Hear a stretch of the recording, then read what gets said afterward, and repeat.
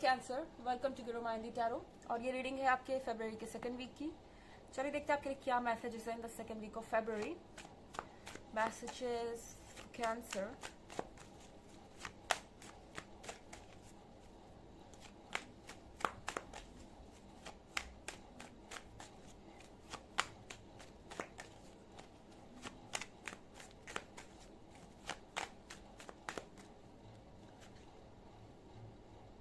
The High Priestess,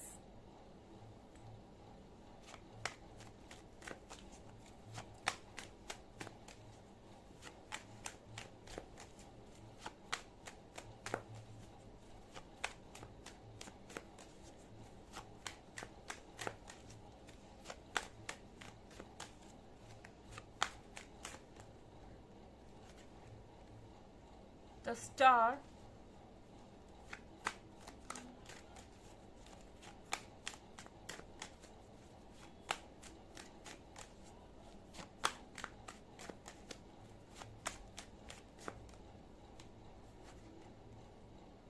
Eight of Cups,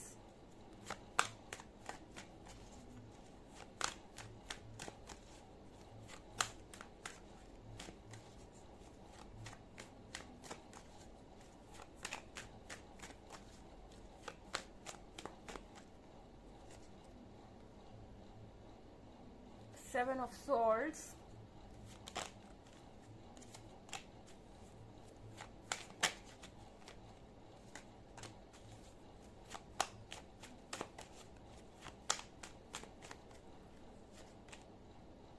and the Hanged Man. Okay. The High Priestess and the Hanged Man. Cancer, इस वक्त आप बहुत intuitive हैं। वैसे भी आप बहुत इंट्यूटिव होते हैं, यानी आपको पहले से ही हर चीज़ का आभास रहता है, हर चीज़ का आइडिया रहता है लोगों के बारे में। अक्सर आपके आइडिया सही ही होते हैं। तो यहाँ पे लग रहा है कि द हाई प्रीस्टेस के साथ आप कुछ डिस्कवर करने वाले हैं। शायद आपके दिमाग में ऑलरेडी कोई डाउट हो सकता है इस पर्सन को लेके। हो सकता है आपके अंदर ये गट फीलिंग हो कि आपसे कुछ छुपाया जा रहा है या कुछ सही नहीं हो रहा है। ये पर्सन कह कुछ और रहा है और सोच कुछ और रहा है, इनके इंटेंशंस कुछ और हैं। अगर आपके अंदर ये गट फीलिंग है तो आपसे कहा जा रहा है कि इसे इग्नोर मत कीजिए। टैरो आपसे कह रहा है कि अपने इंट्यूशन को फॉलो कीजिए, क्योंकि आपके स्पिरिट गाइड आपको कुछ बताना चाहते हैं। आपकी अपनी स्पिरिट आपको गाइड करना चाहती है राइट डायरेक्शन में, और ये आपको ये समझाना चाहती है कि जो आप देख रहे हैं शायद वो पूरी तरह से सच नहीं है। आप रिग्रेट कर रहे हो सकते हैं किसी पर्सन के रूड बिहेवियर को। I mean, आपको ऐसा लग सकता है कि कोई आपको इग्नोर कर रहा है, या इनका जो बिहेवियर है वो आपके साथ बदल चुका है और आपने इस पर्सन को खो दिया है। ये रिलेशनशिप आपके लिए सब कुछ है और शायद आप इसे गंवाना नहीं चाहते। इस बात को समझा जा सकता है क्योंकि आप इस पर्सन से इमोशनली अटैच्ड हैं, पर शायद कैंसर ये वक्त है एक बोल्ड स्टेप लेने का। आप अभी तक अपने गट फीलिंग को इग्नोर कर रहे थे। यह ऐसा है जैसे कि आप कुछ जानना ही नहीं चाहते, या कुछ सुनना ही नहीं चाहते, या सच को नहीं देखना चाहते।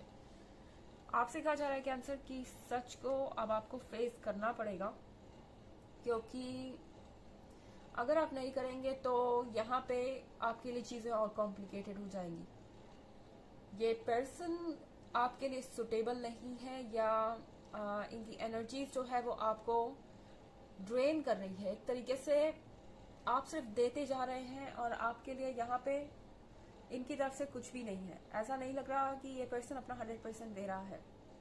और अगर आपके मन में किसी चीज को लेके डाउट है तो उस डाउट को क्लियर करना आपके लिए बहुत पहले जरूरी है, क्योंकि हैंगमैन का कार्ड है यहाँ पे।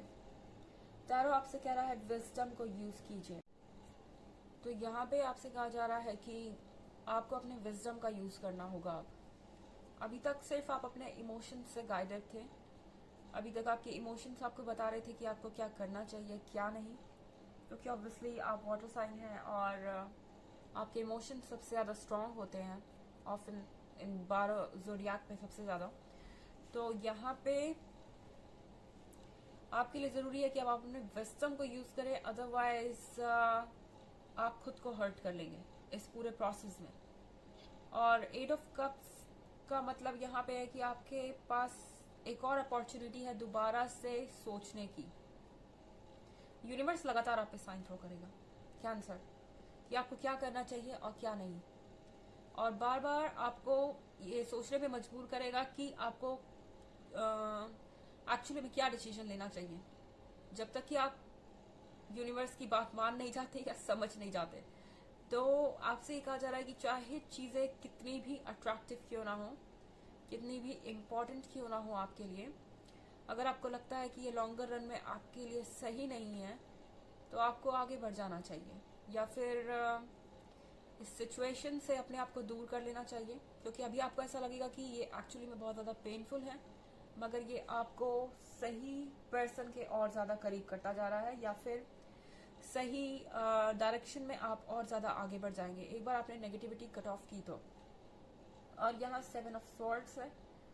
7 ऑफ सॉर्ड्स के साथ आपसे कहा जा रहा है कि फिलहाल चाहे आप जैसा भी फील कर रहे हो, आपको अपने आप को नेगेटिविटी से दूर ले जाने की कोशिश नहीं छोड़नी चाहिए, और सॉर्ड्स मत कैरी कीजिए अपने साथ। कोशिश कीजिए कि आप नेगेटिविटी को छोड़ सके और प्रैक्टिकली सोच सके। ये वक्त है प्रैक्टिकली सोचने का कैंसर, ओके। हालांकि ये बस एक जनरल रीडिंग है और ये सबसे रेजोनेट नहीं होगी। एनर्जी रिवर्स भी हो सकती है अगर आप क्रॉस वॉचर हैं। इसके अलावा अगर आप चाहें तो पिछले वीक की रीडिंग या ईयरली रीडिंग का लिंक आपको डिस्क्रिप्शन बॉक्स में मिल जाएगा हमेशा की तरह। चलिए आगे बढ़ते हैं।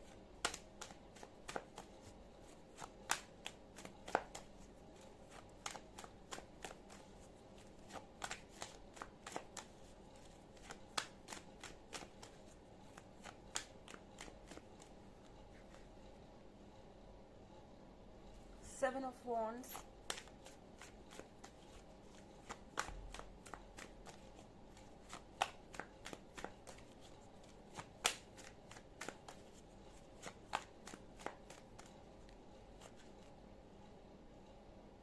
Wheel of Fortune,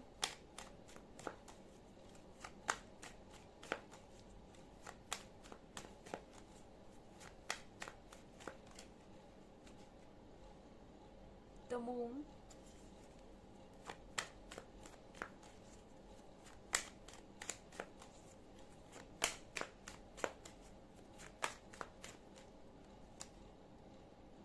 Three of Pentacles,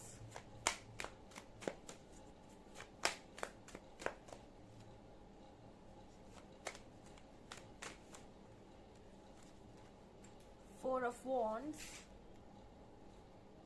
यहाँ पे 4 ऑफ Wands है हमारे पास। 4 ऑफ Wands के साथ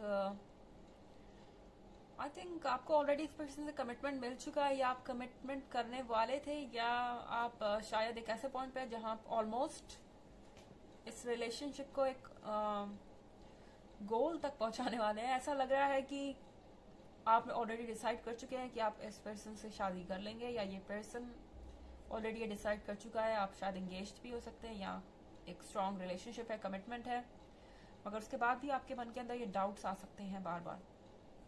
और ऐसा लग रहा है कि आपको डिस्कस करने की ज़रूरत है चीज़ों को अपने पेरेंट्स से, अपने फैमिली मेम्बर्स से, या अपने दोस्तों से, जिसको भी आप सुटेबल समझें।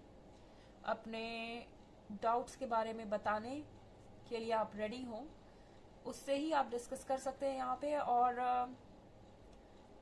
आई मीन 3 ऑफ पेंटिकल्स आपसे ये कह रहा है कि अपने माइंड को क्लियर कीजिए, अपने थॉट्स को बोलिए, अपने अंदर के फीलिंग्स को किसी से शेयर कीजिए, वरना चीज़ें बहुत ज़्यादा टफ हो जाएंगी और आपको ऐसा लगेगा कि आप गाइडेड नहीं है, या आप अपने आप को गाइड नहीं कर पा रहे हैं। व्हील ऑफ फॉर्च्यून के साथ बिल्कुल भी आपको डरने की ज़रूरत नहीं है। यूनिवर्स आपके साथ खड़ा है, चाहे आपके जो फैसले हो।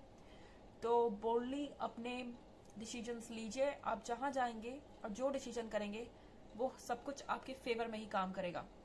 द मून का कार्ड है, तो द मून का कार्ड आपसे ये कह रहा है कि आपका डाउट बिना वजह नहीं है। अगर आपके मन में कुछ डाउट्स है तो उसके कुछ सॉलिड रीजन है, और इसके सरफेस के नीचे, इस झील के सरफेस के नीचे अगर आप देखें तो बहुत सारे डेंजर्स है। हो सकता है कि कुछ ऐसी चीजें हैं जो आपके लिए जानना जरूरी है। सो 7 ऑफ वॉन्ड्स के साथ आपसे कहा जा रहा है कि अपने इस फाइट को गिव अप मत कीजिए। यहाँ पे अपने लिए स्टैंड करना ज्यादा जरूरी है और किसी चीज से।